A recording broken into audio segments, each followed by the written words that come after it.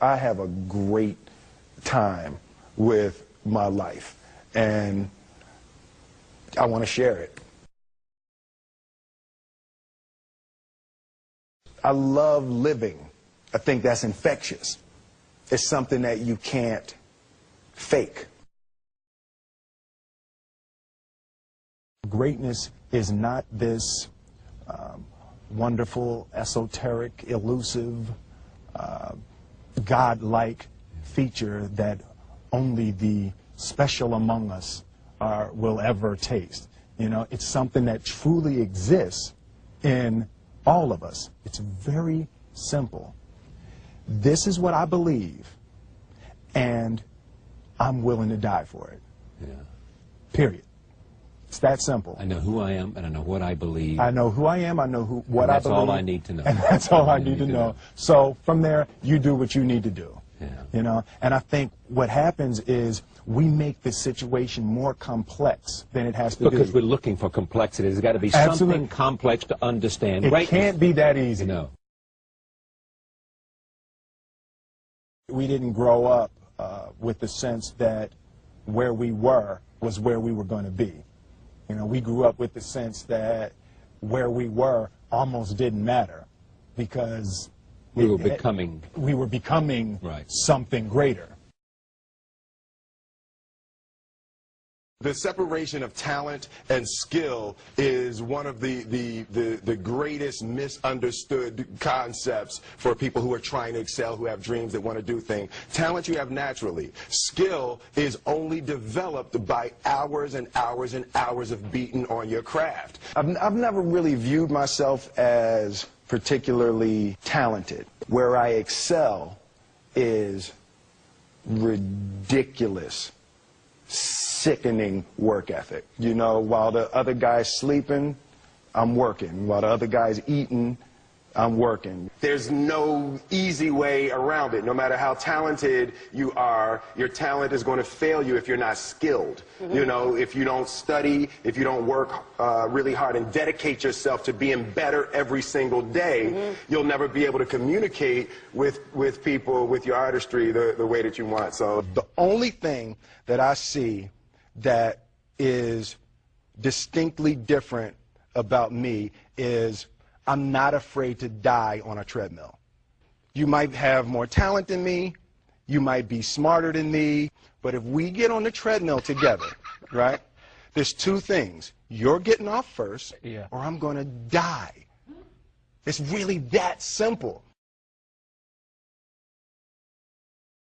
One summer, his dad tore down a brick wall on the front of his business and told 12-year-old Will and his 9-year-old brother to rebuild it, a job they said was impossible. It took them 1.5 years, but they did it. And he said, now don't you ever tell me it's something that you can't do. You don't try to build a wall. You don't set out to build a wall. You don't say, I'm going to build the biggest, baddest, greatest wall that's ever been built. You don't start there. You say, I'm going to lay this brick as perfectly as a brick can be laid. Yeah. And you do that every single day. And soon you have a wall. And soon you have a wall. You know, it's an idea that my grandmother always had, that you know, if you're going to be here, then there's a necessity to make a difference. She always instilled the responsibility, the spiritual responsibility that you have to make every group you come in contact with better. I want to do good. Yeah. I want the world to be better because I was here. I want my life, I want my work, my family, I want it to mean something. And it's like, it has, if you are not making someone else's life better, then you're wasting your time. You know, like your life will become better by making other lives better. I want to represent an idea. I want to represent possibilities. I want to represent the idea that you really can make what you want. One of my favorite books is The Alchemist, Paulo Coelho, and that's just, I just believe that. I believe that I can create whatever I want to create. The first step before anybody else in the world believes it is you have to believe it. There's no reason to have a plan B because it distracts from plan A. I think that there's a certain delusional quality that all successful people have to have.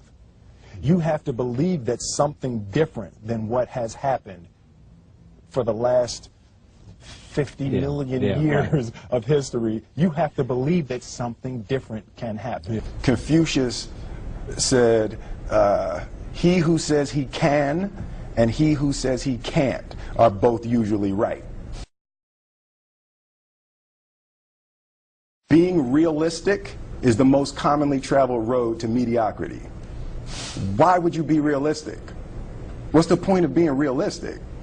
Just put up a barrier. Yeah, I'm going to do it. It's done. It's already done. The second I decide it's done, it's already done. So now we just got to wait for y'all to see. It's unrealistic to walk in a room and flip a switch and lights come on. That's unrealistic. Fortunately, Edison didn't think so. It's unrealistic to think you're going to bend a piece of metal and fly people over an ocean in that metal. That's unrealistic. But fortunately, the Wright brothers and others didn't believe that. And it just seems like such a ridiculous idea to me to embrace the idea that it's not going to happen and that's not real for that to happen. As soon as you say it, now you just made that real.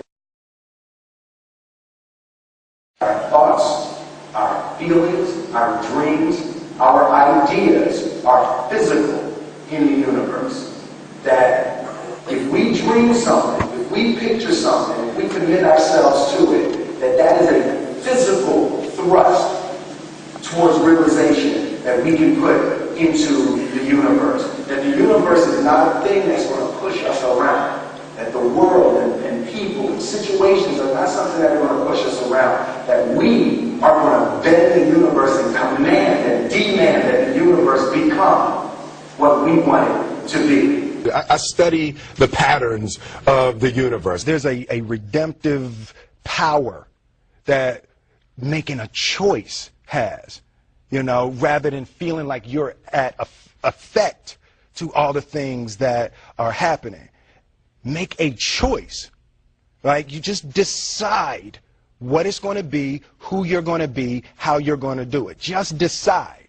And then from that point, the universe is going to get out your way. It's like it's water. It wants to move and go around stuff. You know. There's a flow of the universe that I've grown to know just how to go with it. I realize that to have the level of success that I want to have, it's difficult to spread it out and do multiple things. It takes such a desperate, obsessive focus. You really got to focus with all of your fiber and all of your heart and all of your creativity. I'm motivated by fear. Fear. You know? Fear of what? Fear of fear. I hate being scared to do something. And I think what developed in my early days was the attitude that I started attacking things that I was scared of. It was Franklin Roosevelt said the only fear you have to fear is fear itself. Absolutely. Remember that? Absolutely. Yeah. You can't be scared to die for the truth. The truth is the only thing that's ever going to be constant.